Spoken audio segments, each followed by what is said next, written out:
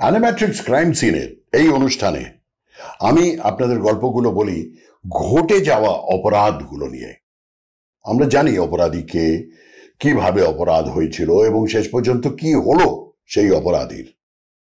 তবে আজ যে ঘটনা নিয়ে কথা বলবো সেটা একটু অন্যরকম। এই গল্পে অপরাধ ও অপরাধী প্রথমেই শনাক্ত।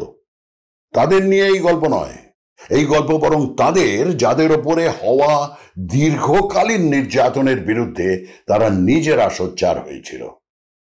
এই গল্প 3 বোনের, গোটা বিশ্ব যাদের চেনে পুনি সিস্টার্স বলে। এই গল্পের শুরু 60-এর দশকের গোড়ার দিকে, যখন পাঞ্জাবের যুবকদের মধ্যে প্রবণতা শুরু হয় দেশ ছেড়ে কানাডা গিয়ে জীবিকার নির্বাহ করার। এমনই এক যুবক গুরদেব সিং পুনি। 1962 সালে জলন্ধরের গুরদেব সিং এর সঙ্গে বিয়ে হয় নরেন্দ্র কৌরের। 1964-তে প্রথম মেয়ে সুরজিতের জন্ম। 1968 সালে দ্বিতীয় মেয়ে হরজিত সিং। এরপরে একটি পুত্র সন্তান জন্মালেও 9 দিনের মধ্যেই তার মৃত্যু হয়। এর মধ্যে গুরদেবের বাবা অমর সিং ঠিক করে তার মেজ ছেলে গুরদেবকে কানাডা পাঠাবেন। তার সবকটি ছেলের মধ্যে গুরদেব সিংই সবচেয়ে চালাক, চতুর ও কর্মঠ।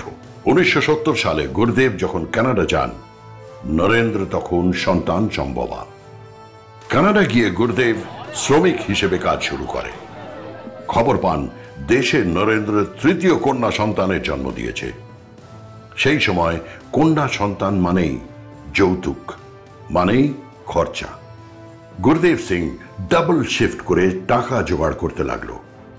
1972-এ ঠিক করলেন দেশ থেকে 3 সন্তান সহ স্ত্রীকে কানাডা নিয়ে আসবেন। বেঁকে বসলেন অমর সিং। আগে দাদা ভাইপোকে নিয়ে যেতে হবে, তারপর পরিবার।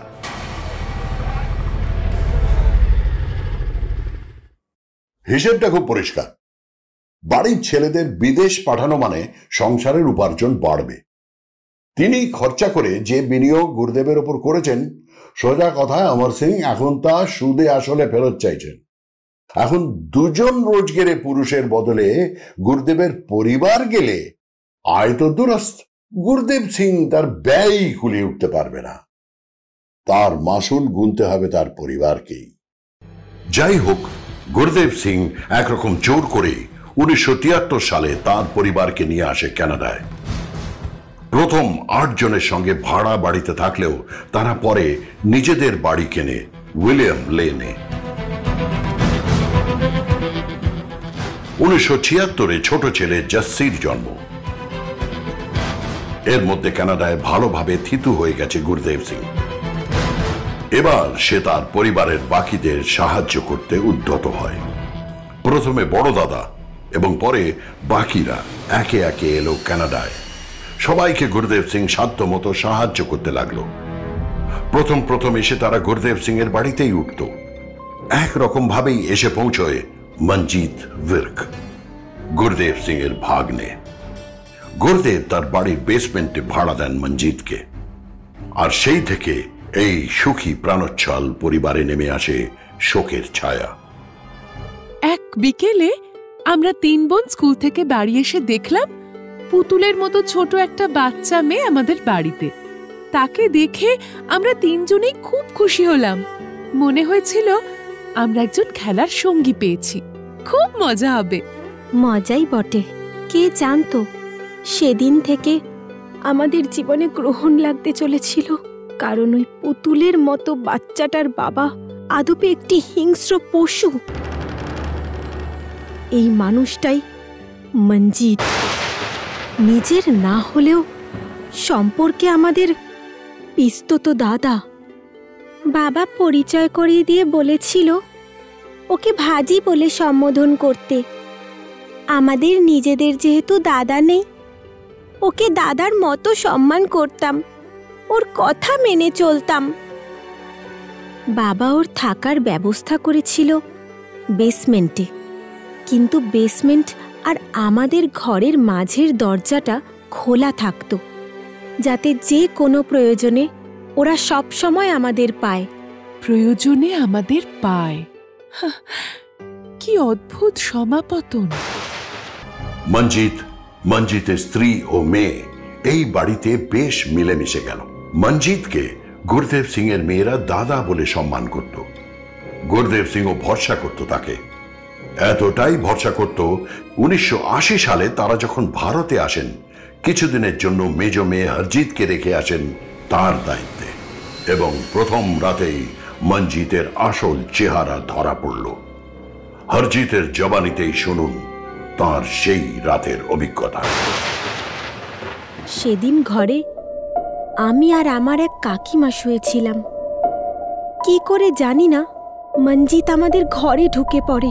আমি ঘুমোচ্ছিলাম, আমার পা ধরে নাড়া এসে আমার ঘুম ভেঙে গেল। বলে ঘরের বাইরে আসতে।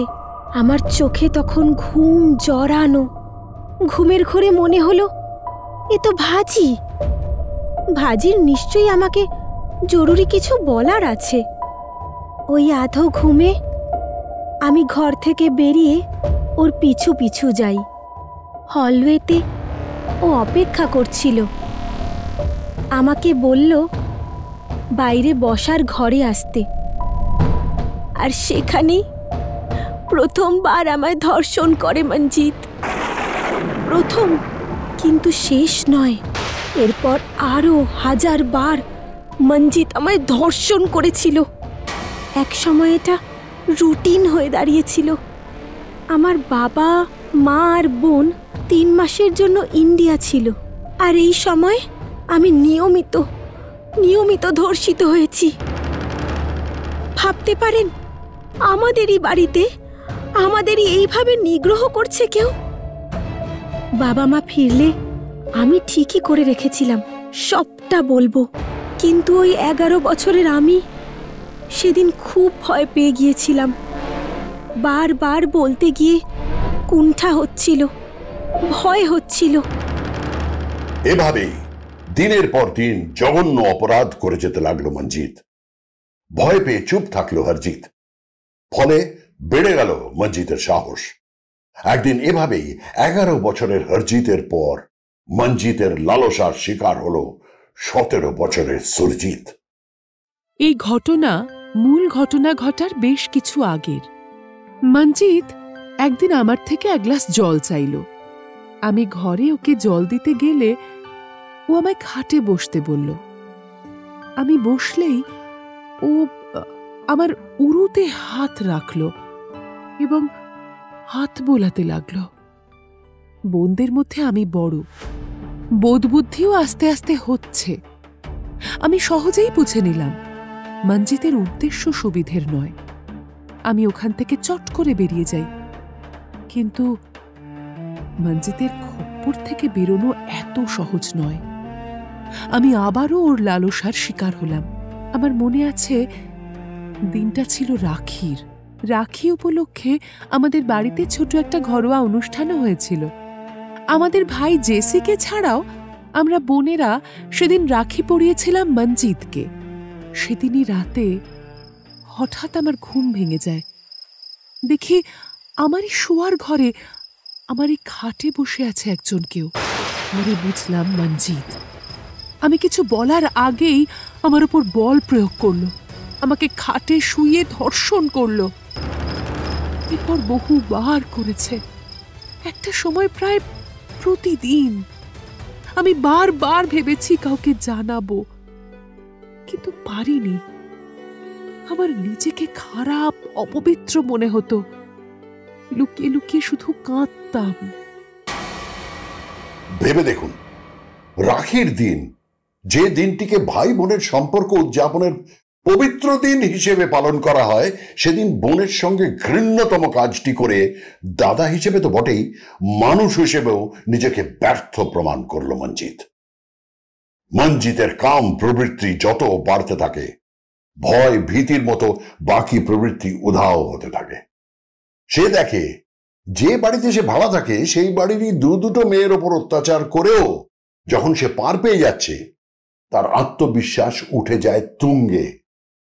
আর তার ফলেই আবারও একই ঘৃণ্য কাজে লিপ্ত হয় সে। এবার তার শিকার আর কেউ নয়, হরজিতেরই ছোট বোন কুলদীপ। দিদির সঙ্গে কথা বলে বুঝতে পেরেছিলাম যেই সময়টা দিদি সুরজিৎকে ও নিগ্রহ করা শুরু করেছে, ঠিক সেই সময় থেকেই আমাকেও নিপীড়ন করা শুরু করেছিল মঞ্জিত। আমার বয়স তখন সবে 11। একদিন রাতে মঞ্জিত আমার ঘরে এলো। আমি ঘুমোচ্ছিলাম, আমাকে ডেকে তুলল এবং ধর্ষণ করলো। আমি গোটা ব্যাপারটাই স্তম্ভিত, কারণ আমি সত্যি বলতে কিছুই বুঝিনি মঞ্জিত ঠিক কি করলো আমার সঙ্গে, আর কেনই বা করলো। আমি ঠিক করলাম দিদি সুরজিৎকে বলবো। আমি দেখলাম একটু বলতেই দিদি ধরে নিল। কিন্তু কি করে জানলো এসব? দিদি বলল মঞ্জিত নাকি একই জিনিস ওর সঙ্গেও করেছে। সুরজিৎ সব কথা শুনে অবাক। তার মানে শুধু সেই একা নয়, সুরজিতের লালসার শিকার আরো এক নাবালিকা। সুরজিৎ আর কুলদীপ মিলে ঠিক করে এ ব্যাপারে তারা কথা বলবে হরজিতের সঙ্গে, এবং তখনই জানতে পারে দুই বোনের মতো হরজিত দীর্ঘ সময় ধরে মঞ্জিতের অত্যাচারের শিকার। তাদের তিনজনের ওপরই একজন মানুষ দীর্ঘকাল ধরে নির্যাতন করে চলেছে, আর কেউ কিছু টের পাচ্ছে না।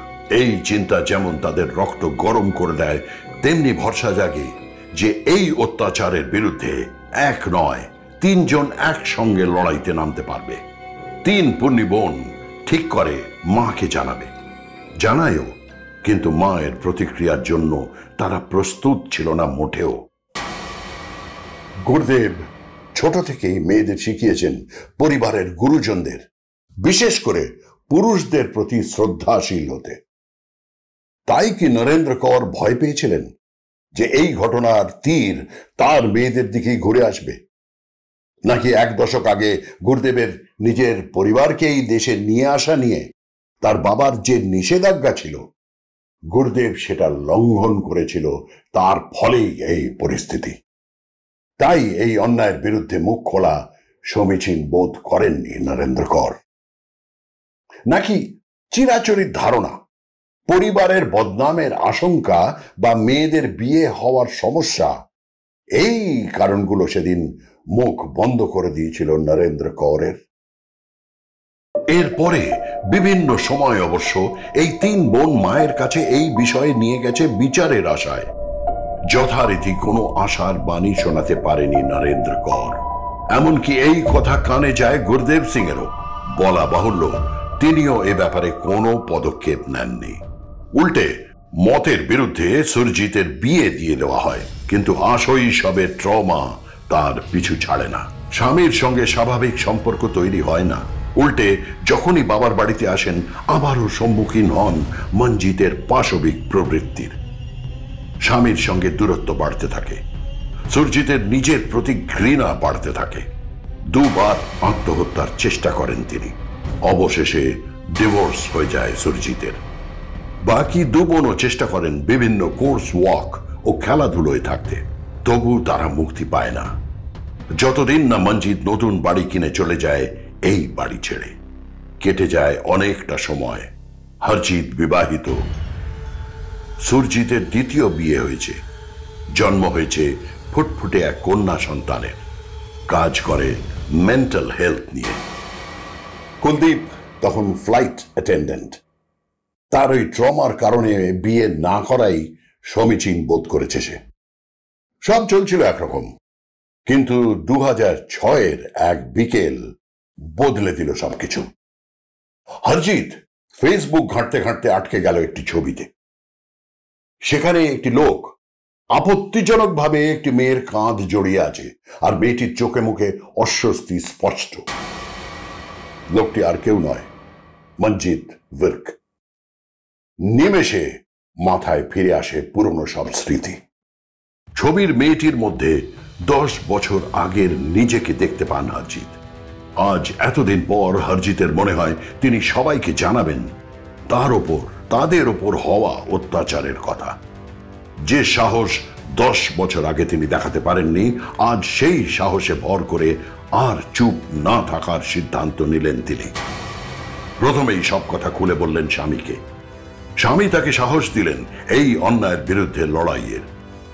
হরজিৎ তার বাকি 2 বোনের সঙ্গে কথা বলে। কুলদীপ রাজি থাকলেও সুরজিৎ দোনামোনা করে।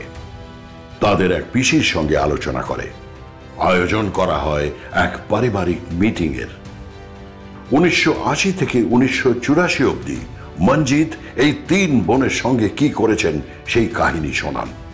সবার সম্মতি নিয়ে পুলিশে ফাইল করে তারা। পুলিশও শুরু করে তাদের তদন্ত।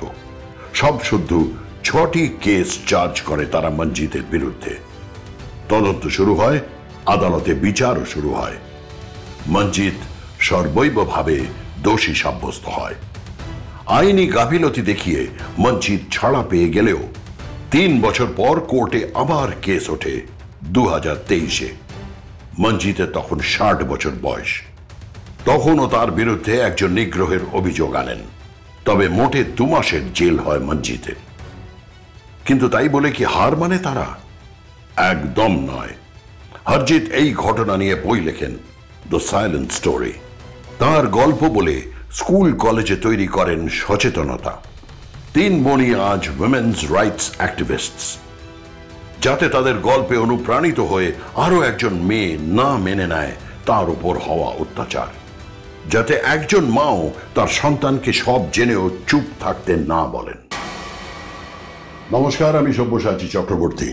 এতক্ষণ বলছিলাম পুনি সিস্টারদের গল্প, যারা ছোট থেকে জেনে এসেছিল তাদের সঙ্গে হওয়া অপরাধের বিরুদ্ধে পাশে থাকবে না কেউ। তবু তারা চুপ করে থাকেনি। দেরিতে হলেও কারুর সাহায্য ছাড়াই অন্যায়ের বিরুদ্ধে লড়াই করেছিল তারা। আমাদের চারপাশে কিন্তু এখনো অগণিত পুনি সিস্টাররা আছে যারা তাদের উপর হওয়া অন্যায়ের কথা বলতে পারছে না, লজ্জায় সংকোচে। কেউ তাদের বলছে না যে দোষটা তাদের নয়, দোষটা সেই নরখাদকদের যারা এই ঘৃণ্য কাজ করে চলেছে। সমীক্ষা বলে এই রকম শিশু নিগ্রহের 95% হয় পরিবার ও পরিজনের মধ্যে। আর সেই জন্যই চাপা পড়ে যায় এইসব ঘটনা। বাচ্চারা হয় বলতে পারে না, নয়তো তাদের বলতে দেওয়া হয় না। ভেবে দেখুন, সজাগ থাকুন। এরকম অন্যায়ের শিকার হচ্ছে না তো আপনার কাছের কেউ? অন্তত তাকে এই আশ্বাসটুকু দিন, সাহসটা দিন যে কেউ তার দিকে আঙুল তুলবে না, তাকে কেউ কাঠগড়ায় তুলবে না। আর আপনি যদি জীবনের কোনো সময় কখনো নিগৃহীত হয়ে থাকেন এই বোনেদের মতো, তবে আপনাকে বলবো, it is never too late. চিহ্নিত করুন আমাদের মধ্যে ভিড়ে মিশে থাকা এই মুখোশধারীদের। বাধা আসবে, লোকে 2-4 কথা বলবে, কিন্তু তবু গর্জে উঠতে হবে। হাল ছাড়লে হবে না। হাল ছেড়ো না বন্ধু, বরং কণ্ঠ ছাড়ো জোরে। দেখা হবে তোমায় আমায় নতুন দিনের ভোরে। আজ তবে এইটুকু। দেখা হবে অন্য কোনো পর্বে।